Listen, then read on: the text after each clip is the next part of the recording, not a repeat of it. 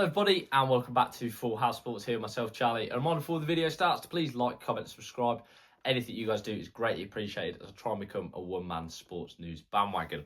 Now, Saturday night saw Fraser Clarke and Jimmy TKV take on each other on BBC for the British heavyweight title. Now, I did give my initial reactions to the card. I try to do that often on the fight nights, just get my initial thoughts off, get some stuff off my chest out there before letting it delay.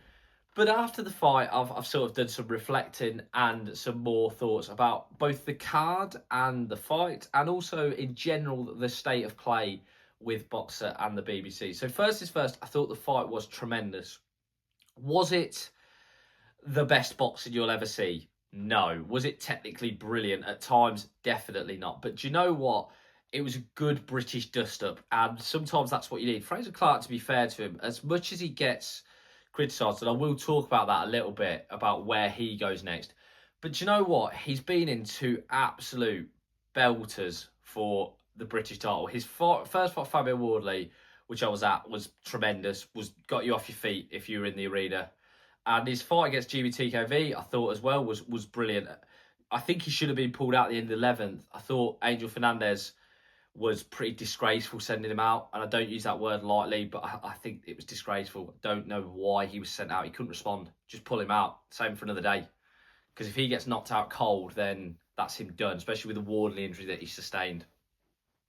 For TKV, it's a great achievement. Like I've said, his story is absolutely bonkers, to be honest with you, and not in like a disrespectful way, but just the craziness of it is something out of film. Grandad murdered by dictatorship, President Mobutu's dictatorship.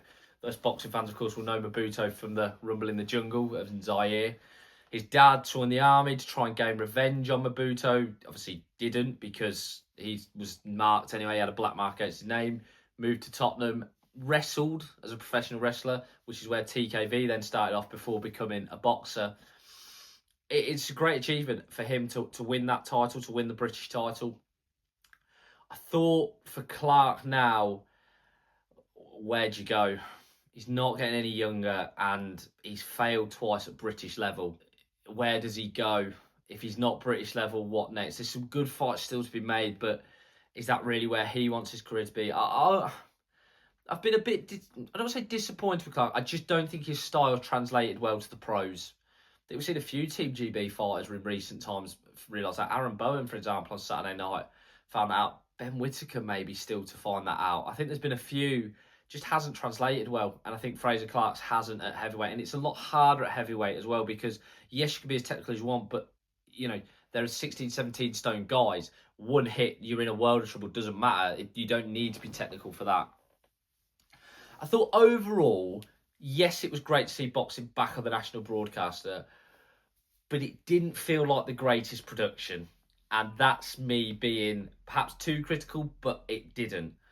I think the whole, yes, there is a place for Ronald McIntosh and Steve Bunce in boxing. Of course there is. They're absolute fountains of knowledge. I've literally got Steve Bunce's books, or one of his, sat here because of how great he is and how much he knows.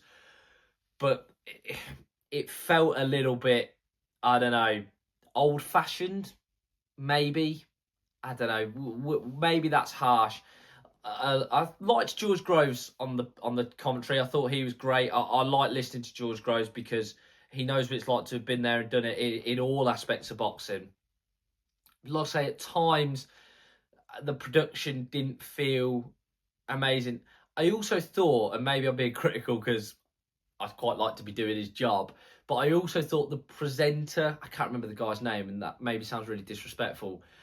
I thought, whereas you look at Adi Oladipo and DAZN, who is really interested in boxing, knows his stuff, could pretty much bang like that, say after a fight, right, should that guy fight this guy next? Because he knows them guys. And I thought maybe he didn't have that, and he didn't have the passion for boxing. I couldn't feel it. That being said, like I say, great to see boxing back on the national broadcaster, as always. I've said to you already, I think it's good.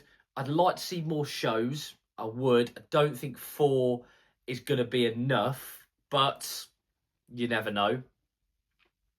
Simpson obviously fights on December 20th against Troy Williamson.